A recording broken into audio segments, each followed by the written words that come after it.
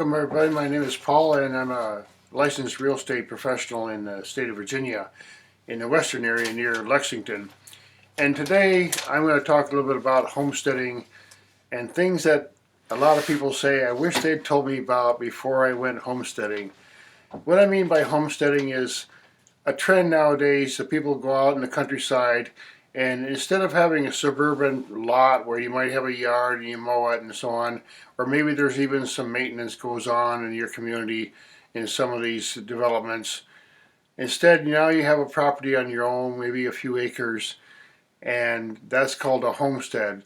That's a very, very popular way of living for many, many years in the United States. It's just the way this country was settled, and frankly, it's the way most people live in most parts of the world, because in most parts of the world, if you have a yard, you put some food there. You grow your food and you don't just mow it.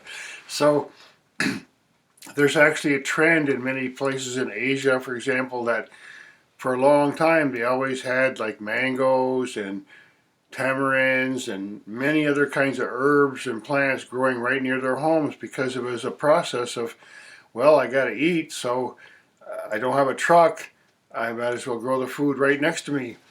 So there's a strong trend now. A lot of the young people, my children, I'm a baby boomer, I'm retired, semi-retired, and I love being out here working in country real estate, but I live in the countryside for a reason, because it's so much more pleasant. But there are things that people don't know about when they move to the country. So I have a little list here, and it's not very long, and I won't go in any order particularly, except that there's things that you might want to learn about. Trees. You know, I bought a property one time with a partner years ago, and it has some beautiful apple trees on it, and it was just a lovely thing. The trees itself were an asset to the home. It had a little orchard.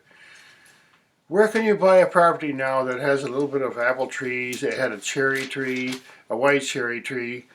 It had a couple of peach trees. It had a pear tree, and also had some grapes.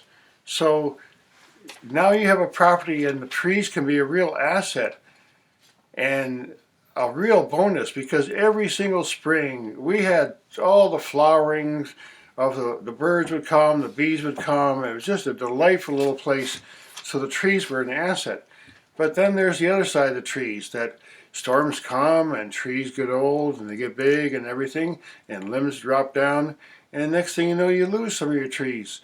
And if a tree, a very important tree, was in your yard, and it was like when you bought the property, you go, wow, I love that tree, and then a few years after you buy the property, the tree goes away. That's what happens. Trees are a commodity, and they're also can be a nuisance. If you have an ice storm, for example, and there's a lot of trees, you want to make sure that none of the limbs fall on the roof of your house, because that'll be a real serious problem. So, trees. Septic tanks. There are people who move out the country and they're looking to buy some place, and they hear that there's a septic tank there, and they don't know what that is, because they've always lived in the town or suburb, and there was like they flush the toilet and goes down there, and who knows what happens, but it's taken care of.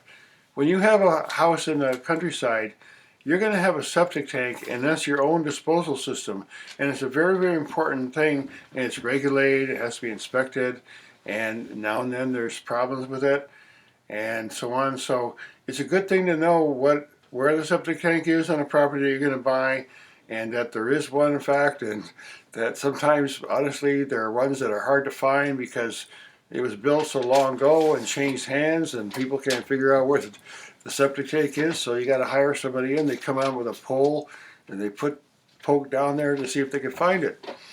So septic tanks. Learn a little bit more about them, how they function. If you just keep an eye on them, typically you won't have to do much with them for years and years and years. But when you buy a new property, you want to make sure that it's been inspected or it's functioning correctly and so on, doesn't have any major issues, and then you buy the property. And during the time that you own it, maybe there might be some things that you have to do, but generally speaking, a septic tank is a fairly low maintenance item. And if at the end of its long life and so on, if it gets damaged, then it can be fairly expensive to repair, but you want to make sure that's part of your inspection and so on. Water issues. In the countryside, another part of the countryside living is that you're probably going to have a well. And if you buy a home that's already established in a rural area, it will have a well, most likely, unless it's some kind of a cabin or something. So if it has that well, then you need to know whether it's functioning correctly. Every single well has a pump. Now, the way that the pump is set down, way down deep in the well, you look up on YouTube and you'll find a lot of descriptions and videos about the mechanics of wells and pumps and so on. But now and then a well pump will go bad and you'll have to replace it. And it's replaceable, it happens, but there's a whole problem that, you know, it takes some professionals to go out there and do the job. And God forbid it happens in the wintertime when that's real nuisance. So keep in mind that a well is a valuable thing that has many long-term usage and so on. So you're going to depend on your well, but the good news is that generally speaking, a well is a very low maintenance item. If you have to build a new well, that can be an issue. It can be kind of expensive. So you want to buy land that has some way of, it has some water down there, because I've been on properties where they had to bring a well on a fairly, like a 30 or 40 degree slope, and they went down 500 feet to make a well. That's quite a lot. That's a pretty expensive well. So a well, if you find a piece of property that has a well, a good functioning well on it, then good, excellent, fantastic. And probably there's other water on the property as well. So property maintenance, a lot of people don't realize that every single home that you buy, especially first-time buyers, they buy a nice home, it's all wonderful, and maybe it's fairly new, maybe it's only 10 years old, and everything's just perfect and functions. Well, you live there for a while and things happen, see? And you might have a sump pump in the basement, or you might have a well problem, or you might have a roof leak, or you might have a foundation sag, or you might have all kinds of different issues. So property maintenance is a part of the expense. You should put a little bit in your budget every month and observe and constantly maintain and fix the little things before they become big things, okay?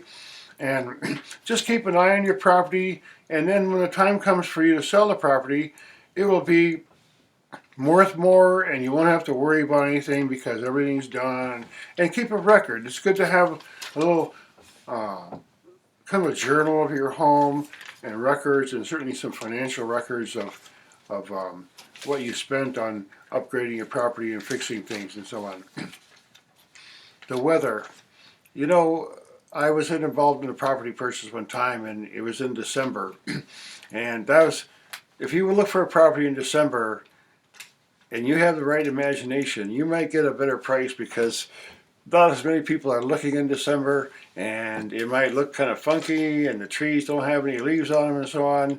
And if you have a good imagination, you buy in December or January in the middle of the winter or something, then you might get lucky, because the good news is that in this particular property, we closed in the end of March, and as soon as we closed, we moved in, all the fruit trees were blossoming and everything was beautiful. We had long months ahead of beautiful warm weather to get settled in our new place. So, but just imagine the weather will change on the property you buy. You might get flooding, heavy rainstorms, you might get deep snowfall, ice storms. Think about the consequences of buying a property, because I was involved in a sale recently where it had never had a 500-year flood. This is a property that stayed in the family for over 200 years, and finally they sold it. And we went and looked at the property, and it was kind of mostly land and an old house. And you can see it was in a ravine and everything, but it had been a long time since any serious water flowed down the ravine, which went within about 50 feet of the house. So one day, a couple months after the purchase, we were over there, and we had the 500-year rain, and it just really wiped out the driveway, and we had pouring, all that ravine that was dry for a long time was just suddenly just full of water and funneling all the water down off the hillside, right down the driveway into the stream at the bottom of the hill where this property was located. So keep in mind that the weather, when you buy the property, is going to have a whole lot of fluctuation in various seasons and so on, which will affect the various parts of the property, and especially in a homestead where you have a lot of maybe variety of terrain, and you might have a property where you have a peak or something up the hill, and it's going to get a little bit more wind or so on. So it's a good idea to keep that in mind when you buy. Local resources. On the positive side, a lot of people go out in the country, they don't realize that for a long time, especially in states like Virginia, homesteading and country living has been a way of life. So the governments and local resources, there's clubs and local farm markets and community support, government support, sometimes tax breaks. If you want to have a campsite or something, or make a change in the zoning or something, as long as it's not severe, you special permission uses. A lot of times in the rural areas, they're a lot more liberal than they are in some suburbs of big cities where they just got the rules, and there's too many people involved, and they said, you obey these rules and that's it. But on the countryside, they want to accommodate people because they know it's a way of life and you got to live. And if people don't want to live in that county because of all the strict regulations, then they won't get as much activity. So it's an economic incentive for a lot of the communities where you might live in the country to help you and encourage you and so on. Your neighbors. When you move into a new area, you are often in a whole new community. So you want to know a little bit about who the people are around and what services they offer, and just generally the kind of community that you're in. And like, for example, when I moved here 6 years ago, I'm not from the South generally. I was actually born in a foreign country, so I lived mostly in the North. But here I am in Virginia, and at first it's like, well, I don't know these people very well, and my accent reveals that I'm definitely not from around here. So you get to know people, you get personal with them, and find out a little bit about the community that you're buying a property in, and participate, because in the rural areas, that's what people expect and hope for, is that people get involved with each other and get social and help support each other in a lot of different subtle ways. And sometimes there's businesses you can support. You move into a community and you say, hey, I'm going to hire this guy to come and do some work on my property or something, and you establish a little relationship. So your neighbors and the community people who provide services and so on are also a really important part of buying a homestead, and things you may not think about when you first buy. Community relationships, I also talked about that. The state regulations, state and county. There are states, for example, like Virginia, that has a lot of incentive for agriculture and timber. There are big industries in this country, in this area. Also is tourism. There's a lot of people that visit Virginia for fun, and people within the region, basically the nearby states, they come to Virginia and explore the Appalachian Trail and the lakes and all the different things that go on here. So you'll be part of that if you move to an area and buy a homestead. And again, community involvement is really important. And the state regulations and county regulations, they're very liberal in the counties because there's not a high population or stress level.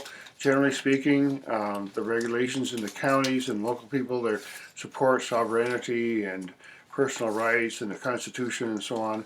And the broader picture of state regulations, there are states, you just have to look them up and see what they encourage and so on. Like I said, Virginia in general is a very strong sponsor of agriculture, timber, tourism, travel, and recreation. So I think I'm near the end of my list here. Zoning and land use, that's part of the regulations. You can look that up, but in the rural areas you have a lot of what they call agricultural zoning, which is quite permissive, and generally speaking allows, for example, gardens and farming activities and having animals and so on.